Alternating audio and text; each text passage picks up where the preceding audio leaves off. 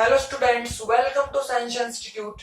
आज हम पढ़ने वाले हैं डायपोल को मेजर करने की मेथड्स को कि किन किन विधियों से हम द्विध्रुव आघूर्ण को ज्ञात कर सकते हैं। हमारे सिलेबस में टोटल मिला के 3 मेथड्स हैं, वन बाय वन उनको एक्सप्लेन करना है। अब देखो, ये जो तीनों मेथड है ये आपके क्लासियस मोसोटी समीकरण पर आधारित है।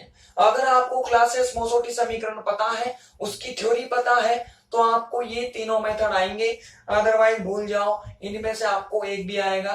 लेकिन कोई बात नहीं, आपको यहाँ पर इतने से अगर आपको समीकरण भी पता हुई तो भी आपका काम चल जाएगा। इनको समझने के लिए समीकरण का पता होना बहुत जरूरी है, क्योंकि इनकी शुरुआत होती ही उसी से है। हम लिखेंगे यही कि द्विध्रुव आघूर्ण का मापन क्लासियस मोसोटी समीकरण की सहायता से निम्न प्रकार से किया जा सकता है, जिस पर कितने मेथड बने हुए हैं? 3 मेथड। तीनों के तीनों मेथड क्लासियस मोसोटी समीकरण पर ही बने हुए हैं। एक एक करके हम एक्सप्लेन करते चलते हैं। नंबर 1 मेथड का नाम है तापीय विधि। नंबर 1 जो मेथड है हमारा वो है तापीय विधि, मतलब टेम्परेचर मेथड। मतलब जो क्लासियस मोसोटी इक्वेशन आई थी उसमें हम टेम्परेचर के कुछ कंडीशन लगाएंगे और टेम्परेचर की सहायता से उसका डायपोल मोमेंट कैलकुलेट कर देंगे भाई। अब वो करेंगे कैसे, वो आपको देखना है। आपको अपनी नजरें बोर्ड पर टिकाए रहना है, ठीक। एक एक चीज को ध्यान से समझते जाना है। अगर आप ऐसा करते हो तो आपको तीनों मेथड बने अच्छे से समझ में आ जाएंगे। चलो भाई शुरू हो जाते हैं।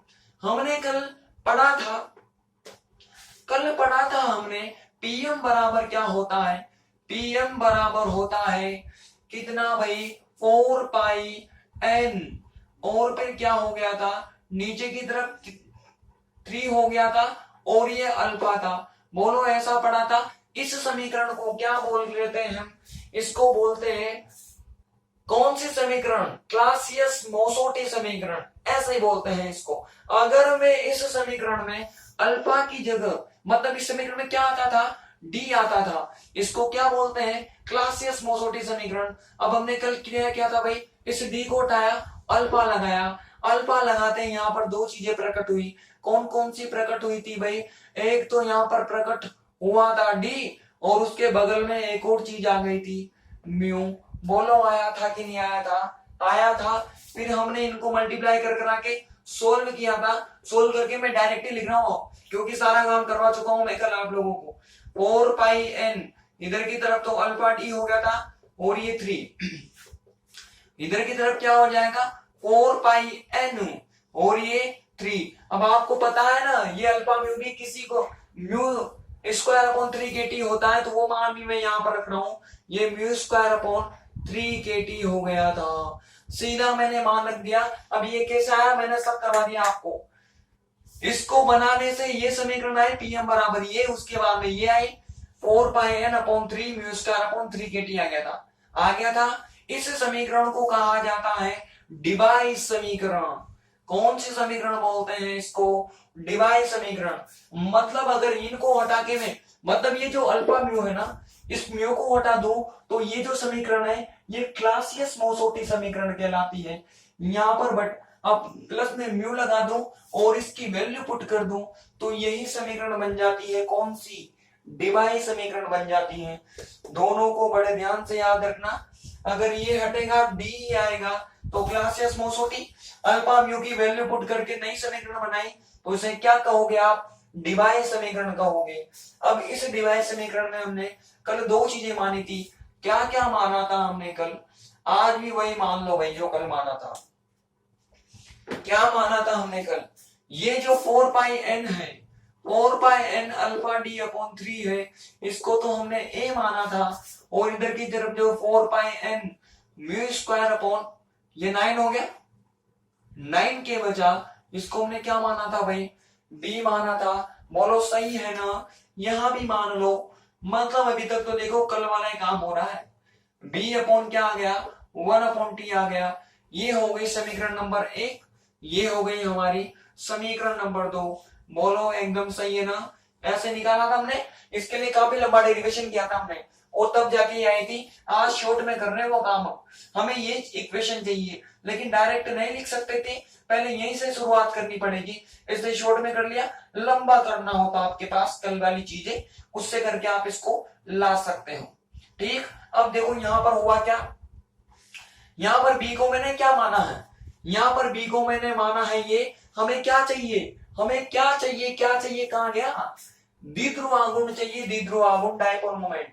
बी के फॉर्मूले में डायपोल मोमेंट आता है, पहले तो इसको निकाल लो। म्यू बराबर क्या हो गया, सबको उधर की तरफ ट्रांसफर कर दिया मैंने, तो क्या हो जाएगा भाई 9k हुआ, और ये सबका सब नीचे की तरफ 4 पाई, फिर n हो गया, देखो ये 9k हो गया, 4 पाई n हो गया, म्यू स्क्वायर इधर बचा, और ये क्या हो गया भाई b हो गया। इसको और सोल्व कर लोगे आप तो यहां से म्यू बराबर कितना आ जाएगा, म्यू बराबर आ जाएगा 9k अपॉन 4 पाई n, ठीक है ना, ये मल्टीप्लाई में ये भी।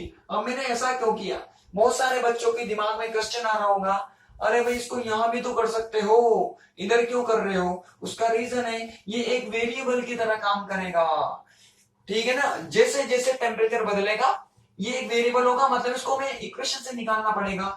यहां पर देखो कांस्टेंट है हमेशा, कंडीशन कुछ भी हो हमेशा कांस्टेंट, के क्या होता है बोल्ट्जमान कांस्टेंट, 4 क्या है, पाई क्या है, 4 तो 4 है, पाई पाई है, और n क्या होता है अवोगाद्रो संख्या है, तो इनका मान तो हमेशा फिक्स होता है चाहे कंडीशन कुछ भी हो, फिजिक्स हो केमिस्ट्री हो मैथमेटिक्स हो यही होता है, तो इनको हमने अलग कर लिया, इसको हमने अलग कर लिया। अगर इनके मान रख दोगे, पता है सबके मान, के का मान भी पता होता है, पाई भी पता होता है, एन भी पता होता है, अगर इनको आप मान रख रखा के सोल्व करोगे, इस रूट को सोल्व करोगे तो आपको इतना आंसर मिलेगा। मैं आपको डायरेक्टली लिख रहा हूं भाई, कर लेना, नॉर्मल मैथमेटिक्स है, मैं नहीं करवा रहा इसको सोल्व, ठीक है। 0.012 10 टू पावर -12, और पीछे की तरफ क्या आएगा भाई, ये हमें यहां से नहीं मिलेगा, इसको हमने अलग किया था क्योंकि इसकी वैल्यू में पता नहीं होती, अलग अलग होती है हर केस में, तो ये बी हो गया, यहां से आपको म्यू मिल जाएगा भाई, यहां से क्या मिलेगा आपको म्यू मिलेगा, और जो म्यू मिलेगा वो मिलेगा, यूनिट भी मैं आप लोगों को लिखा देता हूं, किसमें मिलेगा वो आपको ESU के अंदर मिलेगा। इसको डायपोल में कन्वर्ट करना हो तो आपके पास तरीका है भाई, कर लेना, ठीक है। यहां से ये किसमें आएगा ESU में। आगे बढ़ते हैं भाई, मतलब हमने देखा कि अगर म्यू चाहिए, हमें क्या चाहिए, म्यू चाहिए, म्यू चाहिए तो ये तो पता ही लग गया, हमें बी चाहिए होगा, बी चाहने के लिए हमें कहां आना पड़ेगा, इक्वेशन 2 के पास आना पड़ेगा। हमने पहले का विधि का नाम क्या लिखा है, टेम्परेचर मेथड, टेम्परेचर मेथड नाम लिखा है। अब लगा दो कंडीशन, ये जो ए और बी है किसी निश्चित पदार्थ के लिए एक ही होते हैं, आई बात समझ में, ए और बी जो होते हैं वह किसी सर्टेन कंपाउंड के लिए, किसी निश्चित पदार्थ के लिए एक होते हैं, ये भी नहीं बदलता, ये भी नहीं बदलता, चाहे टेम्परेचर कुछ भी हो। इनको मैंने अलग रखा था क्योंकि ये अलग अलग पदार्थों के लिए, डिफरेंट डिफरेंट मटेरियल्स के लिए अलग अलग होता है, ठीक है। तो ये एक पदार्थ के लिए दोनों सेम होंगे, लेकिन अगर आपने पदार्थ चेंज कर दिया तो फिर वैल्यू चेंज होगी, लेकिन हम तो एक ही पदार्थ को स्टडी कर रहे हैं, एक ही कंपाउंड को स्टडी कर रहे हैं, तो ए और बी तो नहीं बदलेगा। मतलब अगर मैं T1 की बात करूंगा तो यहां से ये PM बदलेगी, और PM बदल कर कितनी हो जाएगी, PM1 हो जाएगी। T2 टेम्परेचर की बात करता हूं तो ये बदलकर PM2 हो जाएगी, सेम कंपाउंड है तो ए और बी चेंज नहीं होंगे भाई, ठीक है ना। वैल्यू पुट कर दो, अब तो क्या बचा, सभी को पता लग गया अब करना है क्या है हमें, ये PM1 हो गया, ये A हो गया, ये B हो गया, और ये T1 हो गया। इक्वेशन नंबर 3 हो गई 3, इधर ही लिख देता हूं, ये भी मैं ना आ जाएगी मेरे ख्याल से, दिख रहा होगा आपको। PM2 बराबर A हो गया, ये B हो गया, और ये 2 हो गया, इक्वेशन नंबर 4 हो गई। अब करना क्या है, मैं कुछ नहीं करना, मैं 3 और 4 को सोल्व कर लो, 4 में से 3 को माइनस कर दो फ्रॉम इक्वेशन 3 एंड 4, समीकरण 3 और 4 से क्या हो जाएगा भाई, देखो ध्यान से, PM2 माइनस PM1, इधर की तरफ A है ए से ए तो गया, सीधा ही हटा देता हूं मैं। और यहां से देखो ये बी है, ये बी है, इसको कॉमन कर लो, कॉमन कर लोगे तो बाहर आ जाएगा। अब हमने क्या है, इसमें से इसको माइनस किया है, तो पहले क्या आएगा 1/T2 आएगा, और बाद में क्या आएगा 1/T1 आएगा भाई। अरे आएगा ना, 1/T2 अपॉन क्या हो जाएगा 1/T1, इसमें से इसको माइनस किया हमने। अब यहां से सोल्व कर लो, बी का मान निकालना है हमें, ये हो जाएगा PM2 माइनस PM1। सोल्व कर लो इसको, ये हो जाएगा T1 माइनस T2, और नीचे की तरफ क्या हो जाएगा T1 T2 हो जाएगा। B का मान निकालना है, तो ये लो निकल गया B का मान, ये हो गया PM2 माइनस PM1। ठीक, इसके साथ कौन जाएगा T1 T2, ठीक, और नीचे की तरफ कौन चलेगा भाई T1 माइनस T2 चलेगा। अब देखो पता क्या है आपको, T1 टेम्परेचर पर P1 गिवन होगा, T2 पर M2 गिवन होगा, ये भी पता है, ये भी पता है। B आएगा, B का मान यहां रखोगे तो म्यू आएगा कि नहीं आएगा। हमने टेम्परेचर का यूज किया है, तो मेथड का नाम भी क्या रख दिया गया, टेम्परेचर मेथड, मतलब तापीय विधि नाम रख दिया गया भाई।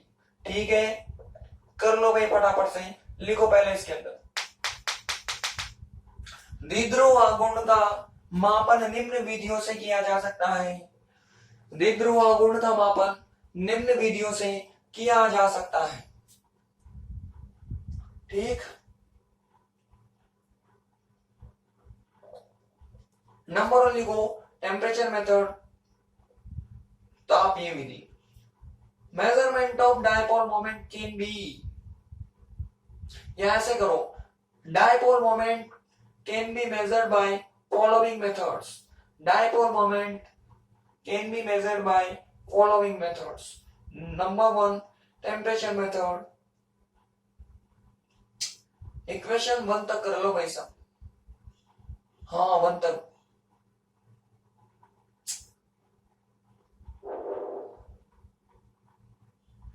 कर लिया होगा मेरे ख्याल से, लिखो, उपरोक्त समीकरण डिबाई समीकरण कहलाती है। उपरोक्त समीकरण डिबाई समीकरण कहलाती है।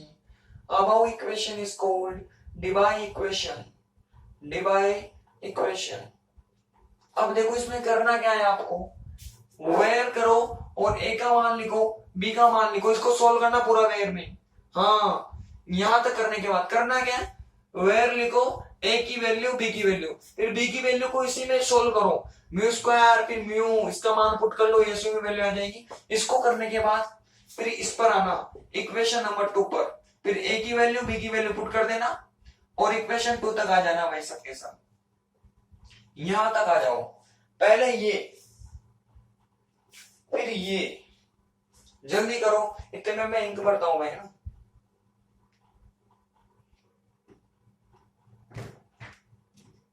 कर लिया होगा मेरे ख्याल से, 2 तक लिखो भाई, 2 के नीचे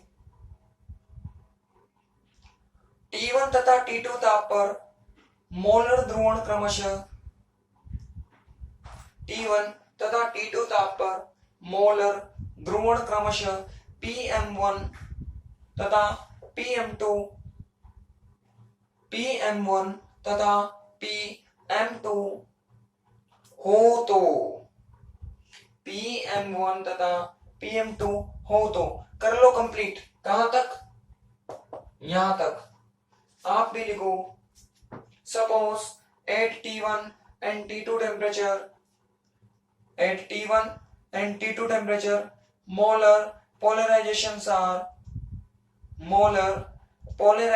are PM1 and PM2, PM1 and PM2, then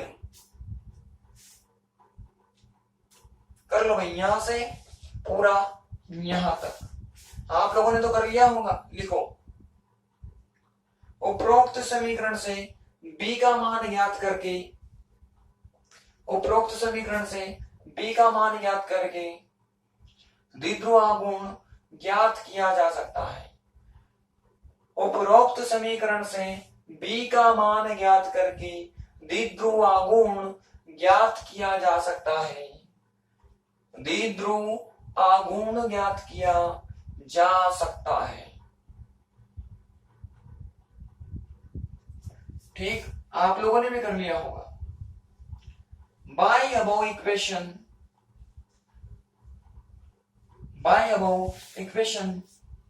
value of b is calculated. Value of b is calculated. And on the basis of b,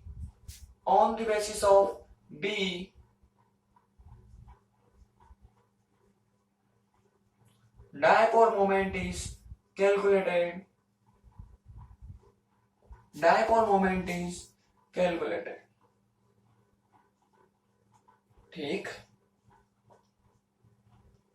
ये खत्म हुई हमारी पहली विधि। इसी के अटैचमेंट में एक और विधि लिखो, ग्राफिकल मेथड या ग्राफीय विधि। ग्राफिकल मेथड और ग्राफीय विधि।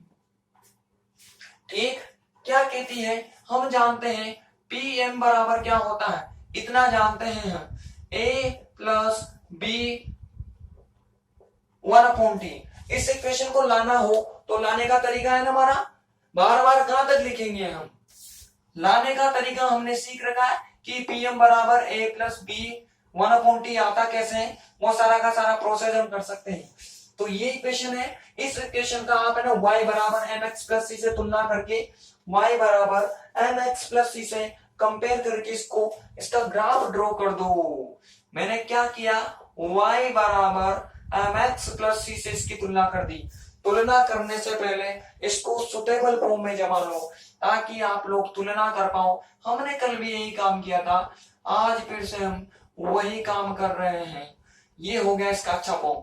अब करो इसकी तुलना आप, y बराबर mx प्लस सी से तुलना करोगे तो क्या होगा भाई, ऑन कंपेयरिंग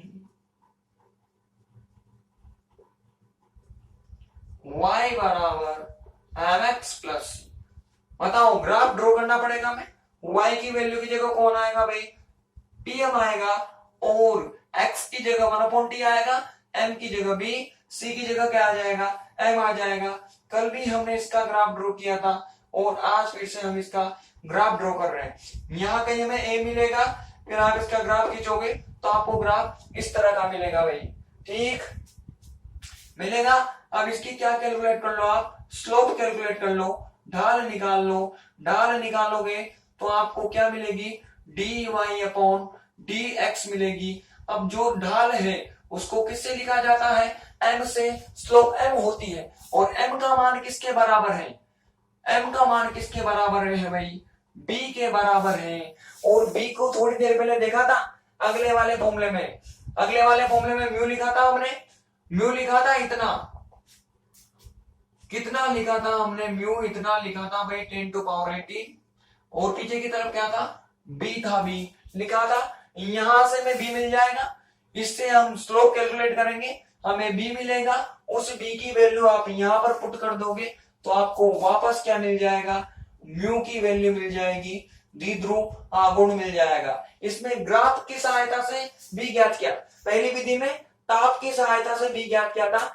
टेम्परेचर का यूज करके b कैलकुलेट किया तो टेम्परेचर मेथड हो गया। इसमें ग्राफ का यूज करके b कैलकुलेट किया तो ग्राफिकल मेथड हो गया, ग्राफीय विधि हो गया भाई। देखो ग्राफीय विधि भी बहुत आसान है, बिल्कुल उसी के जैसी है। कर लो भाई, इसमें जल्दी से कर लो, ये करो, ये बना लो, यहां तक ग्राफ बना लो फटाफट से। सब कर लो यहां तक, कर लिया होगा मेरे ख्याल से। लिखो, उपरोक्त ग्राफ से b ज्ञात करके, उपरोक्त ग्राफ से b ज्ञात करके द्विध्रुव आघूर्ण ज्ञात किया जा सकता है।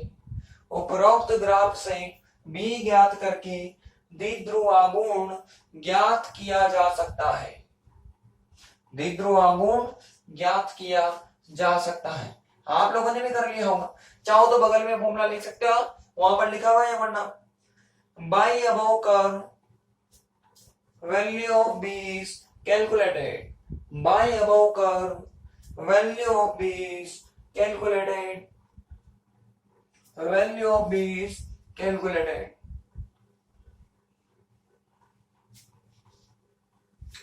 On the basis of B, on the basis of B,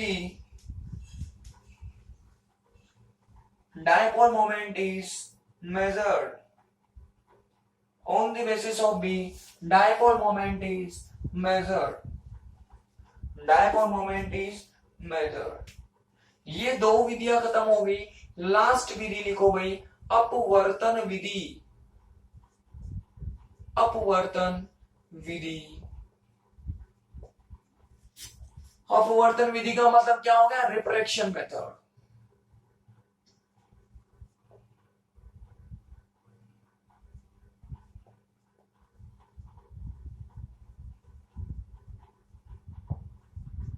ठीक, रिफ्रैक्शन मेथड, अपवर्तन विधि, ये भी किस पर डिपेंड है भाई, वही उस इक्वेशन पर निर्भर करती है, किस पर, पहले हमें लिखना पड़ेगा क्लास रेस्पॉन्सिबिलिटी, वो कन्वर्ट होगी किसके अंदर, डिवाई के अंदर। तो हम सीधा ही कर रहे हैं, हमने कल देखा था कि जो पीएम होता है वो किस किस के बराबर होता है, पी आई प्लस पीओ के बराबर होता है। अब जो बच्चे नए हो ना वो कल वाला लेक्चर देख ले तो उनको समझ में आ जाएगा। पीएम आता था, इधर की तरफ अल्फा डी आया था, अल्फा डी वाला टर्म आया था, अल्फा डी वाली टर्म को हमने क्या बोला था, पी आई बोला था, और जो अल्फा म्यू वाली टर्म थी उसको हमने बोला था पीओ। तो पीएम को पी आई प्लस पीओ के इक्वल माना जा सकता है, हम कल ऐसा कर चुके हैं, तो हमने सीधा लिख दिया पीएम बराबर क्या होता है, पी आई प्लस पीओ होता है भाई। यहां से आपको निकालनी है पीओ की वैल्यू, पीओ की वैल्यू निकालने के लिए पी आई को इधर भेजो, तो क्या हो जाएगा, पीएम माइनस पी आई हो जाएगा। बोलो होगा कि नहीं होगा, अब वैल्यू पुट कर दो आप। पीओ की वैल्यू कितनी होती है, देखो भाई कितनी वैल्यू होती है, 4 पाई एन, और इधर की तरफ क्या आता था, 3 आता था। फिर देखो इसमें अल्फा म्यू आता था, देखो भाई याद करने का तरीका बता रहा हूं आपको, 4 पाई एन 3 आता था, अल्फा म्यू आता था, अल्फा म्यू की वैल्यू क्या होती है, mu square upon 3 K T होती है। बोलो होती है ना। हम पीओ को इधर क्यों लाए, क्योंकि इसमें म्यू आता था और हमें ज्ञात भी वही करना है। यहां से पीएम की वैल्यू में पुट कर दो, ये हो जाएगा अपसाइलन माइनस 1, इधर की तरफ अपसाइलन प्लस 2, और ये हो जाएगा एम अपॉन रो। बोलो होगा कि नहीं होगा। इस पीआई को आप ऐसा के ऐसा रहने दो, इसका काम नहीं है। देखो हम करना क्या चाहते हैं, आपको समझ में कम आ रहा होगा कैसे, हम मर्जी पड़े जिसकी वैल्यू रख रहे हैं, मर्जी पड़े जिसकी वैल्यू नहीं रख रहे हैं। इधर पीओ की वैल्यू रख दी, इधर पीएम की वैल्यू रख दी, पीआई की तो रखी नहीं, पीआई से क्या दुश्मनी है भाई, उसकी भी रख लो। हमने इनकी वैल्यू इसलिए रखी है क्योंकि यहां पीओ से तो हमें म्यू स्क्वायर मिलने वाला था, तो हमें हमारी मजबूरी थी, हमें रखनी पड़ी। पीएम से हमें अपवर्तनांक मिलेगा। ये विधि डिपेंड किस पर करती है, इस पर डिपेंड करती है। ये जो अपसाइलन है ये डायलेक्ट्रिक कांस्टेंट है, ये कन्वर्ट होगा आगे अपवर्तनांक में।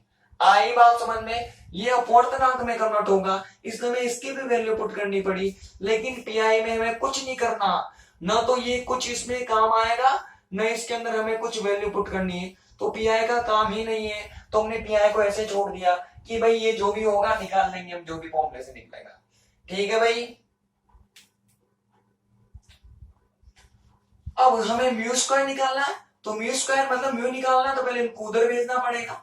ये म्यू स्क्वायर आ गया, म्यू स्क्वायर के लिए क्या हो जाएगा, ये हो जाएगा अपसाइलन माइनस 1, और ये हो जाएगा अपसाइलन प्लस 2, ये हो जाएगा एम अपॉन रो। ठीक, ये माइनस पी आई। अब देखो ये मल्टीप्लाई में है, तो इधर भी किस में जाएगा, मल्टीप्लाई में जाएगा।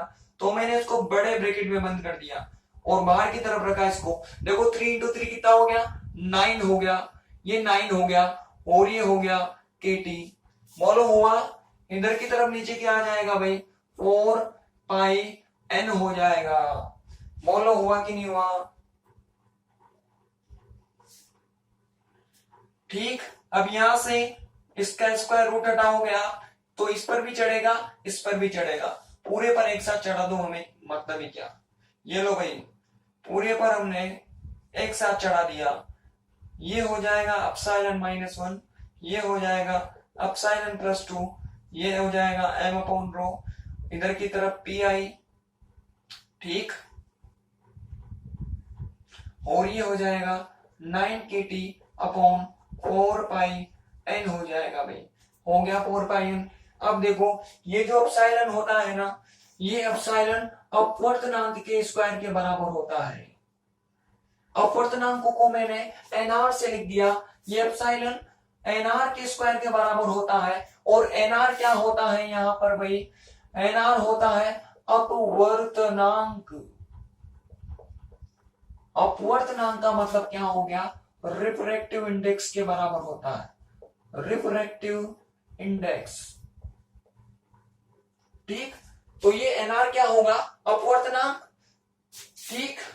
और जो एप्सिलॉन है वो डाइलेक्ट्रिक कांस्टेंट होता है, परावैद्युतांक होता है, पहले देख लिया हमने इसको, एनआर के स्क्वायर के बराबर होगा। ऐसा कौन कहता है, ये किसके अकॉर्डिंग है भाई, मैक्सवेल के अनुसार है।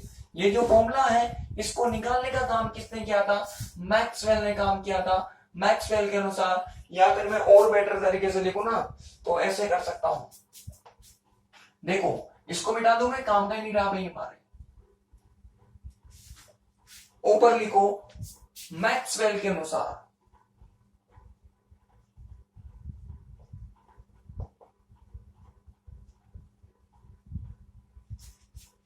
अकॉर्डिंग टू मैक्सवेल,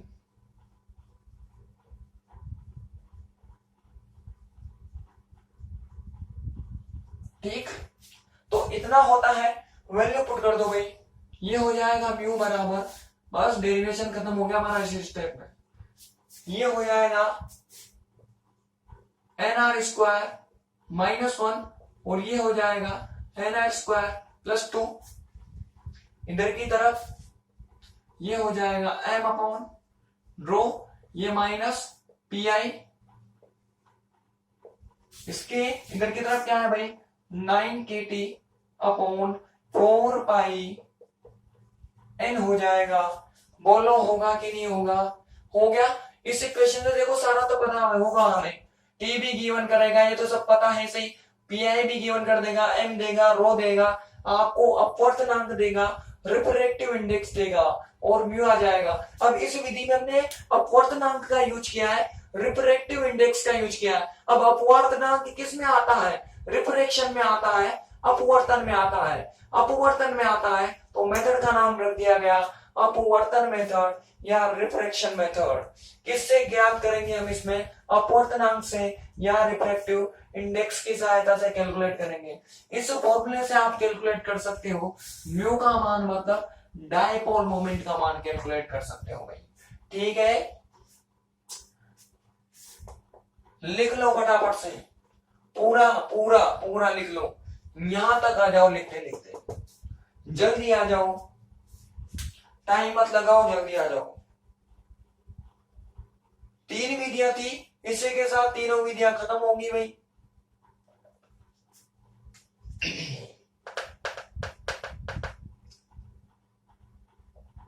आगे होंगे आप मेरे ख्याल से, लिखो इसके नीचे, उपरोक्त विधि से मतलब उपरोक्त सूत्र से अपवर्तनांक के आधार पर, उपरोक्त सूत्र से अपवर्तनांक के आधार पर,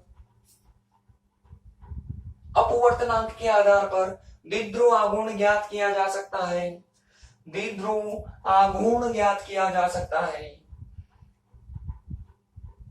द्विध्रुव आघूर्ण ज्ञात किया जा सकता है by above equation, by above equation on the basis of refractive index, on the basis of refractive index,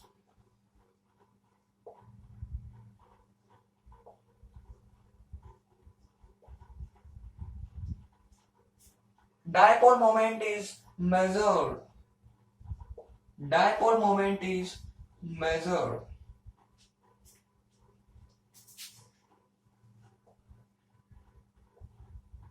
dipole moment is measured.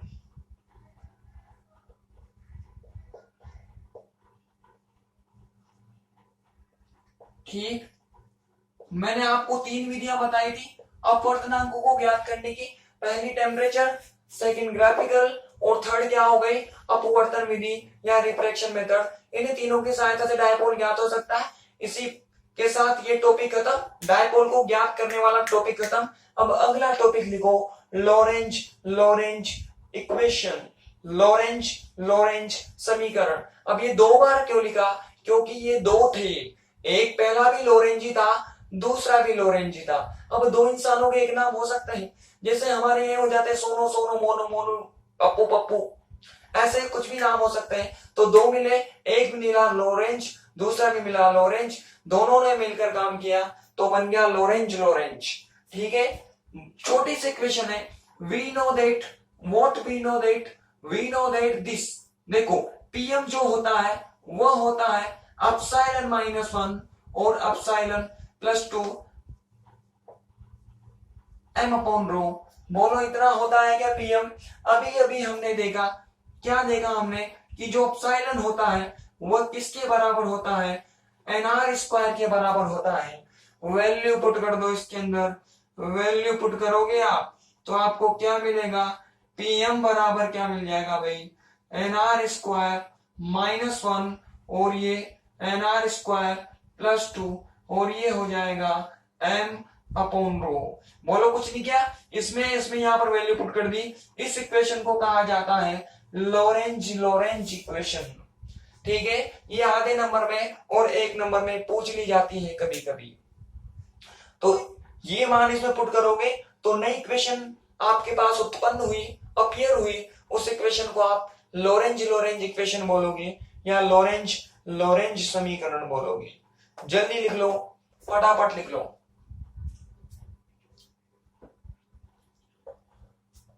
लिख लिया होगा आप लोगों ने मेरे ख्याल से, वीडियो पॉज करके लिखना, आप लोगों को सबको पता है। लिखो इसके नीचे, उपरोक्त समीकरण लॉरेंज लॉरेंज समीकरण कहलाती है। उपरोक्त समीकरण लॉरेंज लॉरेंज समीकरण कहलाती है। आप लोग भी लिख लो, above equation is called Lorentz Lorenz equation, Lorentz Lorenz equation. ठीक,